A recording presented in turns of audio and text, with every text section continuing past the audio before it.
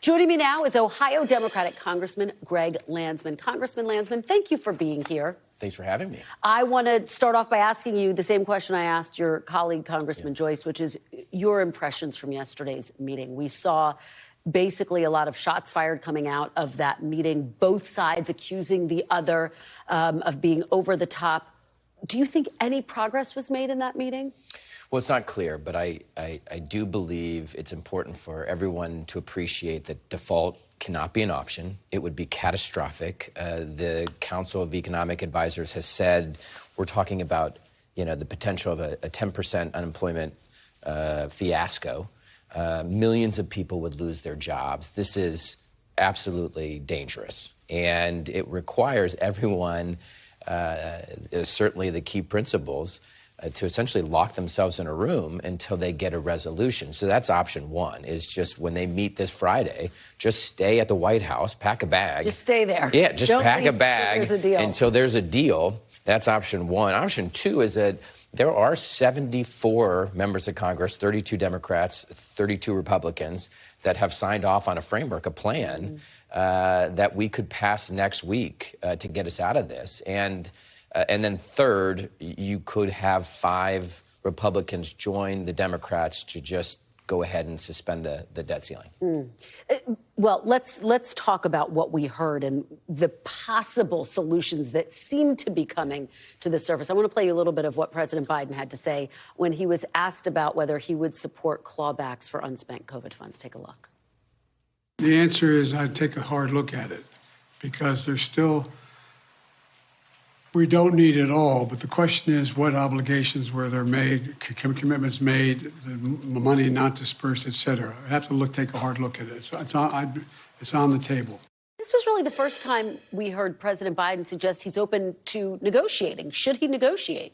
Yeah, I have been one of those folks saying for some time now that sitting down is always a good idea. People should always talk, especially when it comes to something as significant as this. We cannot default on our loans, and so having this on the table and any number of other things is productive, and we just have to get it done. And would you support clawing back Sure. unspent COVID funds? That's an area of common ground. Where are the other areas of potential common ground for you? Are work requirements, for example, an area that you could potentially support? I think at this point, we all have to be open to whatever they come back with. And so my hope is that they really do just say, hey, we're going to lock ourselves in a room here, close the doors. We're going to just keep talking until we get a resolution. And the sooner the better, because the markets are obviously very concerned, as they should be. And like I said, there's the other option, which is to take what we as the Problem Solvers Caucus put together. It's a framework that just says we're going to lift the debt ceiling. We're going to have this commission. We'll have some fiscal controls and some budget reforms, and we can pass that. And that is 74 members of Congress, 32 Democrats, 32 Republicans. Well, look, the president put the possibility on the table that he would potentially cancel his trip to Japan for the G7 summit. Do you think he should do that, or are you concerned about the message that might send? No, he should do whatever it takes to avoid default.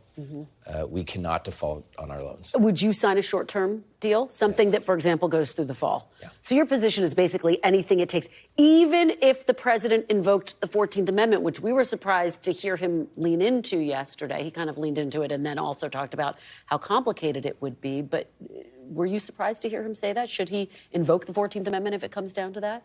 Yeah, I mean, again, I think whatever it takes, we just default is not an option. I mean, the global economy will fall apart. Can you imagine unemployment skyrocketing to 10%? Millions of people that we know, friends, family members, lose their jobs. So the cost of everything would go up significantly. Your house payment, your rent, your car payment. I mean, it would be catastrophic. Given everything that you're saying as we sit here today, do you think President Biden is doing enough to get a resolution to this?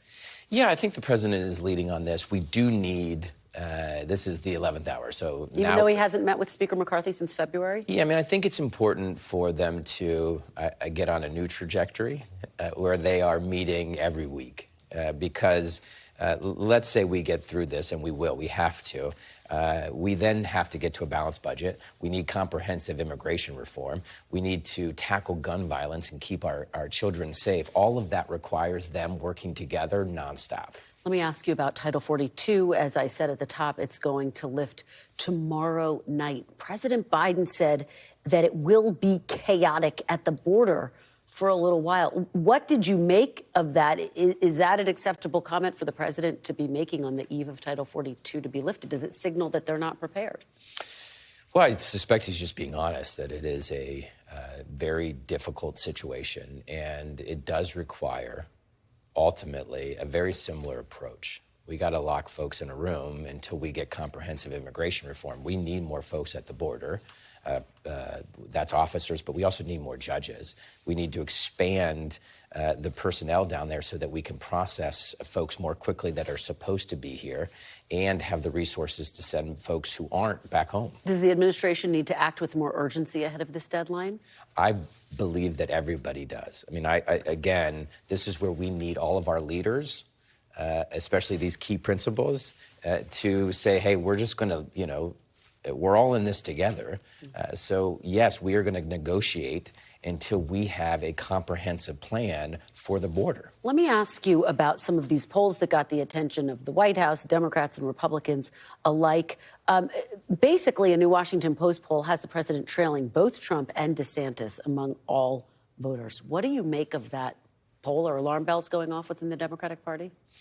I don't think so. I mean, I think it's one of those things where some polls are good, some polls are bad. I mean, I saw another poll today that suggested that he was above water and beating both of them. So, you just have to appreciate that these things go up and down. The best way to get your numbers up for all of these folks is get things done. So get this thing solved and behind us. And you're right, it is still early, but just to put a fine point on it, do you think that President Biden is the strongest person, the best person to represent the Democratic Party in 2024? Yeah, I mean, I think that voters are categorically against the chaos and extremism that they've seen with Trump and other folks. And there are very few people who better represent sort of team normal, team results, team freedom than Joe Biden. All right, Congressman Landsman, thank you so much. Thanks for having being here me. in person. Really good to see you. Appreciate it. Thanks for watching our YouTube channel. Follow today's top stories and breaking news by downloading the NBC News app.